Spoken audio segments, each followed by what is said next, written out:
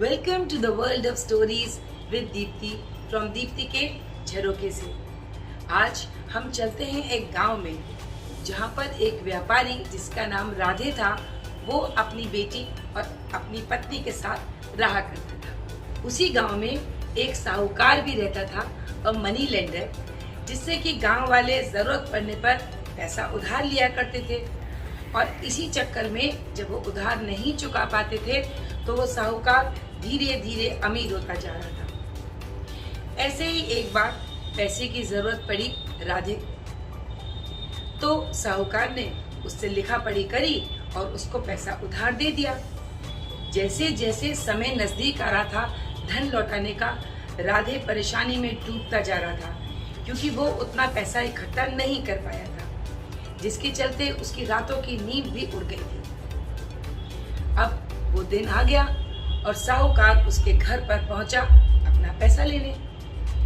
इस पर व्यापारी ने कहा राधे ने कि मुझे कुछ समय की मोहलत और दे दो। पर वो साहूकार बहुत धूर्त था। उसने कहा जब तुम मुझसे पैसे लेने आए थे तब मैंने तुरंत तुमको पैसे दिए, आज मेरा दिन है तो मेरा पैसा लौटा दो। वह धूर्त साहूकार जानता था कि राधे कभी उसका पैसा लौटा नहीं पाएगा, इसीलिए उसने एक चालाकी से प्रस्ताव रखा और कहा कि देखो राधे, तुम जानते हो कि मैं बहुत अच्छा इंसान हूँ, लेकिन अगर घोड़ा घास से दोस्ती करेगा तो उसका पेट कैसे पलेगा। मैं कर्ज तो तुम्हारा माफ नहीं कर सकता, पर हाँ, अगर तुम अपनी लड़की की शादी मुझसे कर दो तो उसको भी एक अच्छा अमीर सुरक्षित परिवार मिल जाएगा और मैं तुम्हारा कर्ज उस पर माफ कर दूंगा। ये सुनते ही राधे के रोंगटे खड़े हो गए और उसने चिल्ला करके बोला, उसने कहा क्या समझते हो बाबूराम, तुम ये सोचते हो कि मेरी बेटी एक वस्तु है जिसको तुम ले लोगे, मेरा कर्ज माफ कर दोगे? मुझे ऐसा कर्ज माफ नहीं करवाना। तो बाबूराम एकदम बोला, ठीक है भैया, मैंने कब कहा कि तुम्हारा कर्ज माफ कर दूंगा, दे दो मेरा पैसा। इस हाथ से तुमने मैंने तुमको दिया था, इस हाथ से मेरा पैसा लौटा दो, मैं चला जाऊंगा।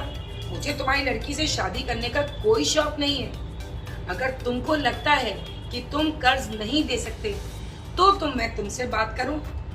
ये सुनते ही राधे बहुत दुखी हो गया।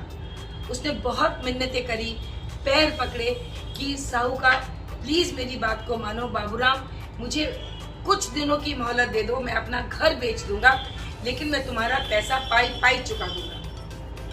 बाबूराम ने कहा नहीं, ये बात तुम्हें तब सोचनी चाहिए थी जब तुम्हारा ये समय आ रहा था। तुमने क्या सोचा कि मैं ऐसे ही सबको पैसा बांटता फिरूंगा?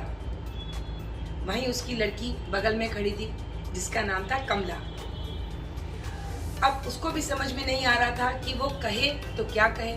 अगर वो मना करे तो भी परेशानी, और अगर वो हाँ कह देगी तो उसकी जिंदगी हमेशा के लिए खराब हो जाएगी।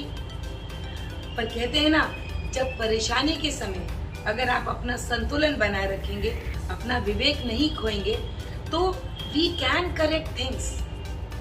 ऐसा कुछ नहीं है, इनकरेक्टेबल कुछ भी नहीं है। Every problem has a solution. थोड़ी देर की चुप्पी के बाद बाबूराम ने फिर कहा, कोई बात नहीं, तुम सोच लो राधे, शाम तक सोच लो और मैं कल सुबह आऊंगा। और ये कह करके बाबूराम चला गया। अब रात हो गई, पूरी रात उन लोगों ने सोचते रहे, विचारते रहे।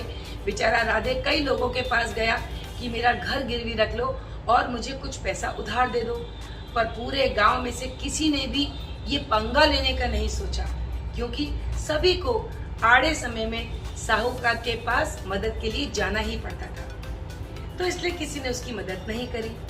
अगले दिन सुबह साहूकार फिर आ गया और उसने कहा, क्या विचार किया आपने?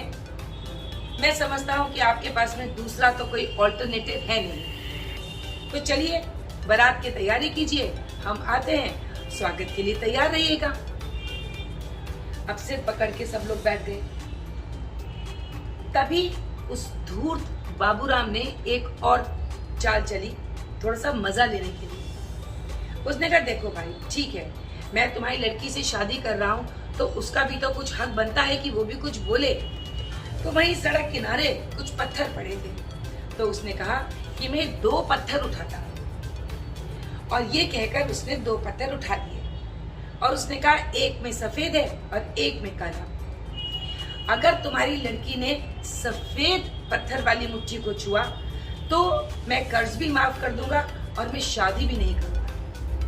लेकिन अगर उसने काली मुट्ठी को छुआ तो उसका कर्ज तो मैं माफ कर दूंगा तुम्हारा, लेकिन शादी उसको मुझसे अवश्य करनी होगी। लेकिन उसकी लड़की बहुत तीव्र बुद्धि थी। कमला ने तुरंत देख लिया था कि जब उसने वो 2 पत्थर उठाए तो दोनों हाथों में काले पत्थर थे। अब उसको लगा कि इस समय अगर मैं कुछ बोलती हूँ तो क्या पता इससे भी कोई बड़ी चाल चल दे बाबूलाल। कमला ने ये बात किसी से नहीं कही और वो बाबूराम के पास पहुंची उसकी दोनों मुट्ठियों में से एक मुट्ठी को छूने के लिए। पर उसका दिल बहुत धड़क रहा था ये सोचकर कि दोनों ही तो हाथों में काले पत्थर हैं कि मैं करूं तो क्या करूं। खैर अब she had no other choice. तो जैसे ही उसने बाबूराम की एक मुट्ठी को छुआ और उसका हाथ मुट्ठी खोली और वो कंकड़ अपने हाथ में ले लिया। जब तक बाबूराम कुछ समझ पाता उसने वो कंकड़ छोड़ दिया और ऐसा दिखाया अरे ये तो मेरे हाथ से छूट गया। अब उसने कहा ये तुमने क्या किया? तो उसने कहा कोई बात नहीं, आपके हाथ में जो मुट्ठी में दूसरा पत्थर है वो तो काला या सफेद होगा, तो समझ जाइएगा सफेद होगा तो काला गिर गया, काला होगा तो सफेद गिर गया। ये कहकर कमला अपने पिता के पास जाकर खड़ी हो गई। अब बाबूराम क्या करता? सबके सामने उसने ये ऐलान किया था कि अगर सफेद पत्थर होगा तो वो कर्ज भी माफ करेगा और उसकी लड़की से शादी भी नहीं करेगा। अब उसके हाथ में काला पत्थर था, वो इस बात को नकार भी नहीं सकता था। बस फिर क्या था, बाबूराम का मुंह एकदम उतर गया चेहरा और उसको सबके सामने बेइज्जत होकर के जाना पड़ा और सब धीरे धीरे बात करने लगे कि इसको तो ऐसा सबक मिलना ही चाहिए था, ये हमेशा सबकी मजबूरी का फायदा उठाता है।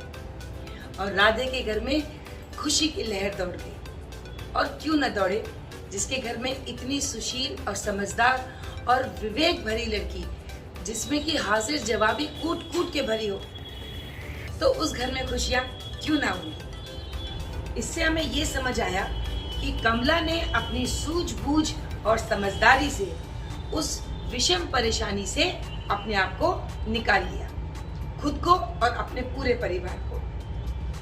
तो dear friends, always remember that even in crisis, if you have a stable mind, you can find a solution. So sometimes life offers you such a situation where it not only demands hard work and perseverance, but also some intuitive thinking that saves the situation. तो बस चलते चलते इतना ही कहूंगी, किसी भी परिस्थिति से निकलने के लिए हमें हाजिर जवाबी रखना बहुत जरूरी है। मिलेंगे किसी नई कहानी, किसी नई चीज के साथ बहुत जल्द। लेकिन मुझे आशा है कि आप लोगों ने सब्सक्राइब कर लिया होगा। And those who have not still subscribe, just press the button below and subscribe my channel, and of course I like your likes. See you again. Till then, bye bye.